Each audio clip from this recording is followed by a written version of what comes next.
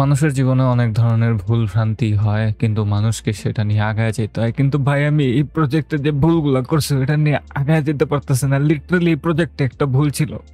আমি ভিডিও বানাইতেছি এই টাইমেও যদি আমার রেফারেন্স প্রজেক্টে আমি বাগ ধরতে পাই তাহলে কেমনটা লাগে? একটা প্রজেক্ট কতটুকু প্যারা দিতে পারে ভাই? Maybe I am not build for front end but কি আর করার আছে লাইফে? কি আর করার আছে? কি আর করার আছে?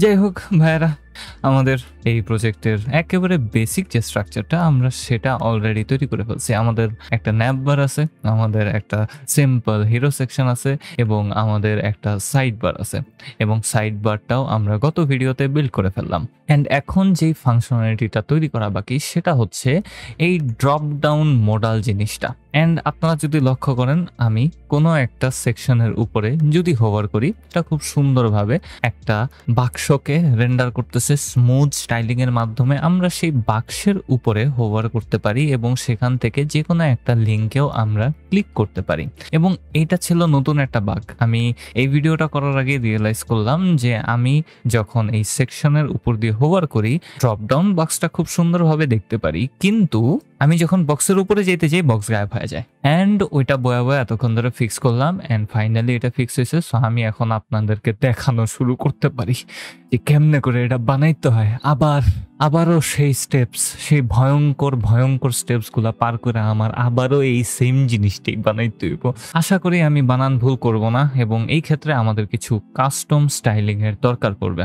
সো আমি এটার জন্য কাস্টম স্টাইল আগে থেকেই তৈরি করে রাখছিলাম এবং এটা আছে submenu.css নামক একটা ফাইলে। আমরা স্টাইলস ফোল্ডারটাকে তৈরি করছিলাম, সেখানে আমরা এটাকে পেস্ট করে দিব এবং আমাদের এই submenu.css ফাইলটার ব্যাপারে একটু জানা উচিত। তো এই ক্ষেত্রে এখানে কিছু জিনিসপাতি আছে যেগুলোর আসলে তেমন কোনো দরকার নাই। অ্যান্ড ভাই আমি কপি পেস্টই মারছি এই কাস্টম স্টাইলিং, সো আমি এগুলাতে হাত দিতেছি না। সো মেইন জিনিসটা হচ্ছে এই যে আমাদের সাবমেনুটা শুরুতে ডিসপ্লে নান অবস্থাতে থাকে, তার মানে এটা যখন আমাদের অ্যাপটা স্টার্ট হবে তখন এটা আমরা দেখতে পারবো না। তারপর আমি এখানে আরেকবার একটা সাবমেনু ক্লাসকে নিয়ে নিছি এবং সেই সাবমেনু ক্লাসের ভেতরে আমরা ডিসপ্লেকে ব্লক করে দিছি, তার মানে আমরা দেখতে পারবো। অ্যান্ড দেন আমরা সেটার পজিশনকে ফিক্সড করে দিছি, সেটার একটা টপ এবং লেফট পজিশনকে সেট করে দিছি, কিছু হালকা পাতলা প্যাডিংকে দিছি এবং আমরা সেটার জন্য কিছু ট্রান্সফর্ম অরিজিন এবং ট্রানজিশন অ্যাট্রিবিউটকে অ্যাড করে দিছি। এগুলো হচ্ছে আমাদের এই অ্যানিমেশনটার জন্য। সো আমি যখন হোভার করতেছি আমি দেখবো যে এটা উপর থেকে নিচের দিকে খুব সুন্দরভাবে ট্রানজিশন করে আসতেছে। অ্যান্ড এগুলার মাধ্যমে আমরা আসলে আমাদের এই সিম্পল বাক্সটাকে তৈরি করব। জাস্ট আমাদের এই বাক্সটার অ্যাট্রিবিউট এবং বাকি জিনিসপাতিও এখানে আমাদের অ্যাড করতে হবে। সো আমি এই সাবমেনু ক্লাসের সাথে অ্যাড করে আরও কিছু জিনিসপাতিকে অ্যাড করছি, যেমন যদি কখনো আমাদের এই সাবমেনু ক্লাসের ভেতরে একটা H5 ট্যাগ থাকে সেটার জন্য আমরা কিছু স্টাইলিংকে দিতে পারি। এই ক্ষেত্রে কালারের স্টাইলিংটা আপাতত দেওয়ার কি দরকার আছে? মনে হয় না। আমি এখানে ব্ল্যাক কালার দিয়ে দিতে পারি। অ্যাকচুয়ালি আমি এটাকে এখনো ফিক্স করি নাই কেন, I have no idea. So আমি এগুলাকে যে সকল কালার আছে এগুলাকে জাস্ট সুন্দরভাবে এখান থেকে সরাই দিব। What am I doing here? Just সবগুলাকে সিলেক্ট করে এখান থেকে সরাই দিতে পারি অ্যান্ড এখানে আমি সেট করে দিব ব্ল্যাক। অ্যান্ড ব্ল্যাক সেট করে দিলে সকল লেখার কালার যা কিছু থাকবে সবকিছুই ব্ল্যাক হয়ে যাবে। অ্যান্ড আমার মনে হয় না বাকি আর কোনো কিছু আছে যেটা আমার ফিক্স করার দরকার এবং আমি জানি না এখানে কি এরর দেখাইতেছে। অ্যান্ড আমি কালারের শেষে একটা সেমিকোলন দিতে ভুলে গেছিলাম। এন্ড এটাই আসলে আমাদের স্টাইলিং এবং আমরা আমাদের সাবমেনু ক্লাসটাকে ব্যবহার করব এবং শো সাবমেনু ক্লাসটাকে ব্যবহার করতে পারি আমাদের সাবমেনুগুলোকে তৈরি করার জন্য। তো এখানে একটা নতুন কম্পোনেন্টকে আমরা তৈরি করব যেটার নাম হবে submenu.jsx, এটা বড় হাতের MENU.jsx, এন্টার RAFCE এন্টার এবং এটার ভেতরে আমি আপাতত লিখে দিব সাবমেনু অ্যান্ড আমি এটাকে app.jsx এও ইম্পোর্ট করে নিব। সো সাইড বারে ঠিক নিচে আমি সাব মেনুটাকে নিয়ে আসতে পারি অ্যান্ড রেন্ডার করা হয়ে গেলে আমরা সাব মেনু লেখাটাকে দেখতে পারবো খুব সম্ভবত। অ্যান্ড আমার প্রজেক্টে আসলাম, এখানে দেখতে পারতেছি সাব মেনু লেখাটা আছে, তার মানে এটা ঠিকঠাক ভাবে রেন্ডার হইতেছে। তো সবার প্রথমে যে কাজটা আমি করব সেটা হচ্ছে আমাদের submenu.jsx এ আমরা আমাদের কাস্টম সিএসএস এর থেকে সাব মেনু ক্লাসটাকে অ্যাড করে দিব এবং আমি লিখছি সাবমুনে। Very nice. And submenu দেওয়ার পর আমি সাথে সাথে শো সাব মেনুটাকেও এখানে দিয়ে দিব। এরই মাধ্যমে আমরা আসলে আমাদের সাব মেনুটাকে আমাদের স্ক্রিনে শো করতে পারি। এবং আমি এখানে ইম্পোর্ট করে নিব ডট স্ল্যাশ না দিয়ে ডট স্ল্যাশ দিতে হইতো।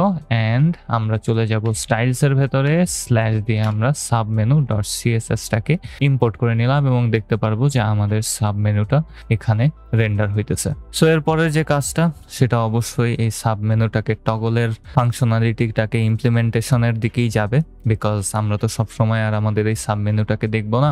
এবং এই জন্য আমরা অ্যাপ কনটেক্সটে চলে আসতে পারি অ্যান্ড আমরা সাইড বারের জন্য যা করছিলাম ঠিক সেম কাজটাই অ্যাপ কনটেক্সটের জন্য করতে পারি। সো প্রথমে একটা স্টেট ভ্যারিয়েবলকে নিয়ে নিব যেটার ভেতরে লেখা থাকবে ইজ সাব মেনু ওপেন, এবং এটার একটা সেট ফাংশনকেও নিতে হবে, set is sub menu open. And আমি ইউজ স্টেট হুকটাকে এখানে ব্যবহার করতে পারি, শুরুতে সাব মেনু ফলসে থাকবে। অ্যান্ড এখন আমরা এটা টগল ফাংশনালিটিটাকে ইমপ্লিমেন্ট করতে পারি। তো আমি এই ক্ষেত্রে একেবারে ডাইরেক্টলি টগল সাবমেনু নামক ফাংশন তৈরি না করে আলাদাভাবে দুইটা ফাংশনকে তৈরি করব। এটার প্রয়োজনীয়তাটা কি আমি পরবর্তীতে আপনাদেরকে বুঝাবো, বাট আপাতত আমি ওপেন এবং ক্লোজ নামে দুইটা ফাংশনকে তৈরি করে নেব। সো প্রথমটা হবে const open sub menu, and আমি এখানে ব্রেকেট দিছি ওপেনের পর। Very nice Rishad. MENU equals to একটা ফাংশন, এবং এই ফাংশনের ভেতরে আমরা সেট ইজ সাব মেনুটাকে নিয়ে নিব এবং জাস্ট এটাকে ট্রু করে দিব। এবং ট্রু করে দেওয়ার পর আমি নিচে আরেকটা ফাংশনকে তৈরি করতে পারি কনস্ট ক্লোজ সাব মেনু নামে, এবং এটাও একটা ফাংশন হবে।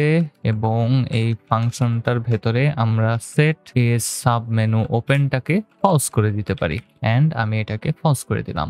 এবং ভ্যালু অ্যাট্রিবিউটের ভেতরে আমরা একে একে এই সবগুলাকে পাঠিয়ে দিব। সো আমাদের দরকার পড়বে ইজ সাব মেনু ওপেন, আমাদের লাগবে ওপেন সাব মেনু ফাংশনটা, এবং ওপেন সাব মেনু ফাংশনটা নিয়ে নিলাম, কোথায় গেল, and then close submenu ফাংশনটাও দরকার পড়বে। সো ক্লোজ সাব মেনুটাকেও আমি এখানে পাঠিয়ে দিলাম। অ্যান্ড আমরা এখন আমাদের সাব মেনু ডট জেএসএক্স এ এসে এটাকে একটু লজিক্যাল চেকিং করতে পারি। তো এই ক্ষেত্রে আমি আমাদের কাস্টম কনটেক্সট হুকটাকে ব্যবহার করব এবং আমাদের প্রয়োজনীয় জিনিসপাতিগুলোকে এখানে নিয়ে নিব। সো প্রথমত আমাদের কি কি জিনিস দরকার আমি কপি করে নিতে পারতাম। সো অ্যাপ কনটেক্সট থেকে আমি জাস্ট ডাইরেক্টলি কপি করে নিব is sub menu open sub menu এবং ক্লোজ সাব মেনু ফাংশনটাকে কপি করে এখানে জাস্ট ব্র্যাকেটের ভেতরে পেস্ট করে দিব, ইকুয়ালস টু দিয়ে ইউজ অ্যাপ কনটেক্সট হুকটাকে ব্যবহার করব। অ্যান্ড আমাদের কাজ আপাতত এই পর্যন্ত শেষ। এবং আমি কিছু জিনিস অ্যাড করতে চাই, যেমন এখানে একটা H5 ট্যাগকে অ্যাড করে দিতে চাই। আমি H5 ট্যাগের ভেতরে লেখা থাকবে সাব মেনু, অ্যান্ড আমরা নিচে একটা ছোটখাটো ডিসক্রিপশনকে অ্যাড করে দিতে চাই, একটা P ট্যাগকে দিয়ে দিব this is a demo sub menu, যেখানে লেখা থাকবে। এবং একটু ওয়েট করলে দেখতে পারবো যে আমাদের সাব মেনুটা এখন দেখতে একটু বড় সাইজের হয়ে গেছে, বাট এতে কোনো সমস্যা নেই। আমি জাস্ট এটাকে অ্যাড করছি, জানি আমি এটাকে পরবর্তীতে ব্যবহার করতে পারি এবং ব্যবহার করলে জানি একটু দেখতে শুনতে সুন্দর লাগে, এছাড়া অন্য কোনো রিজন নাই। এই সেম জিনিসগুলোকেই আমি এখন ইম্পোর্ট করে নিতে চাই আমার ন্যাব বার কম্পোনেন্টে। কারণটা কি? কারণটা হচ্ছে এই, আমি যদি রেফারেন্স প্রজেক্টে আসি, আমরা কোন সেকশনের উপরে হোভার করতেছি, আমাদের ন্যাভ বারের সেকশনগুলোর উপর দিয়ে হোভার করতেছি।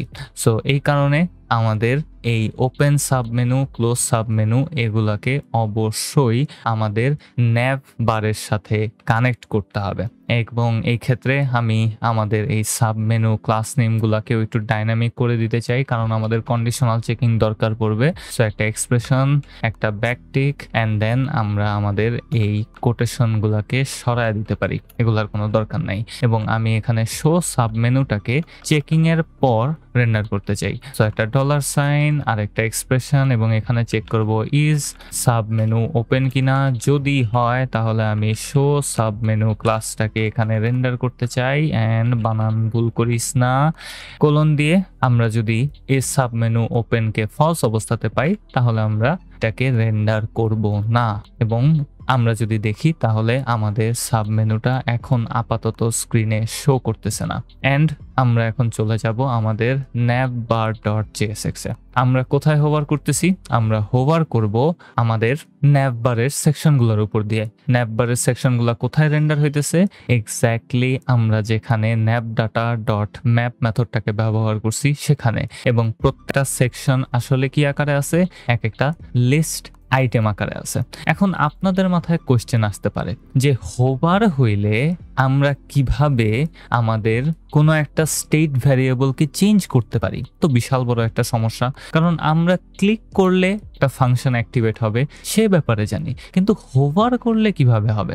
এবং এটার জন্য আমরা একটা অ্যাট্রিবিউটকে অ্যাড করতে পারি যেটার নাম হচ্ছে অন মাউস এন্টার, এবং এটা এক্স্যাক্টলি অন ক্লিকের মতোই কাজ করবে, কিন্তু এই ক্ষেত্রে আপনি যখন এই লিস্ট আইটেমের উপরে যাবেন, আপনার মাউসটা যাবে, তখনই এই ফাংশনটা অ্যাক্টিভেট হবে। তো আমি আমাদের এই সাব মেনু ওপেন এবং ক্লোজ করার ফাংশনগুলোকেও এখানে নিয়ে আসতে চাই। অ্যাপ কনটেক্সট থেকে আরেকবার আমি সবগুলোকে কপি করে নিব এবং আমাদের navbar.jsx এ আমরা যেখানে ইউজ অ্যাপ কনটেক্সটকে ব্যবহার করতেছি সেখানে এটাকে পেস্ট করে দিব। এবং আমরা এখন আমাদের এই অন মাউস এন্টার ফাংশনের ভেতরে একটা কলব্যাক ফাংশনকে পাস করতে পারি, যেটার কাজ হবে আমাদের সাব মেনুটাকে ওপেন করা এবং ক্লোজ করা। তো মাউস এন্টার করলে সাব মেনুটা ওপেন হবে। তো এই ক্ষেত্রে আমি ওপেন সাব মেনু ফাংশনটাকে এখানে ডাইরেক্টলি দিয়ে দিতে পারি এবং এখানে আমি ব্রেকেটটা দিয়ে দিব। ব্রেকেট দিয়ে দেওয়ার পর আমরা যদি এখন একটু এই ব্র্যান্ড ক্যাটাগরি অথবা ডিলসের উপরে চলে আসি, তাহলেই সাব মেনুটা আপাতত স্ক্রিনের মিডলে শো করার কথা। সো উপরে গেলাম এবং সাথে সাথে সাব মেনুটা শো করতেছে, সাব মেনুটা গায়েব হইতেছে না। এখন আরেক ঝামেলা ভাই, সাব মেনু যদি সব সময় থাকে তাইলে কেমন হইব? এটারও তো গায়েব করার ওয়ে থাকতে হইব। এখন মাউস ঢুকছে, মাউস তো বেরো হইতে হইব, তাই না? মাউস তো সবসময় জায়গায় থাকবো না। সো এই জন্য একটা অ্যাট্রিবিউট আছে যেটার নাম হচ্ছে অন মাউস লিভ নামে, এবং এই ক্ষেত্রে আমি জানি না কি লেগে এটা হইতেছে না।